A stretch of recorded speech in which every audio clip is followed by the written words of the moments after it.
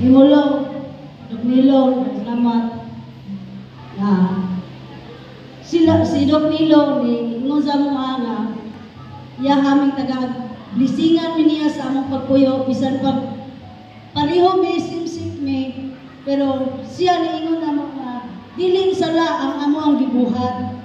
Kay wapan may nang napaw sa laing tao. Mamaya ingon, so siya nga, o gusto jud ka, to ginala mo ko niya nga, Dok, gusto ko, ako siya pakaslan.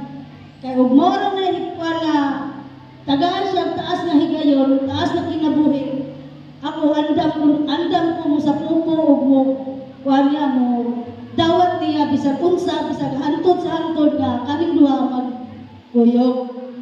Ako sa kinan, niana siya, ug willing ka ari dire, sige do, pangitaan ako paagi nga moari ko dire. Akong trabaho sa Cebu, akong gibiyahan, nilip kong tulog adlaw, nihangyo ako sa kong amo, para yun ka. Akong panindigan siya, ako agad siyang karang higugmaon sa tibok na akong kinabuhi. Sala, dili sala ang amuang kanang jingke, wa man ako nagituyo.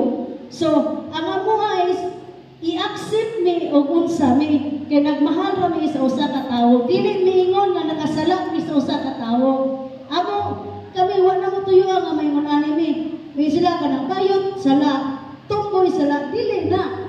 Ang Ginoo ningon, kamong tanan palangga kamo, pari-pariho kamong gimahal. Salamat kayo. Dahil kayo salamat to. Hello, may gabi. Inyong pag-extend sa ako ang life. Okay.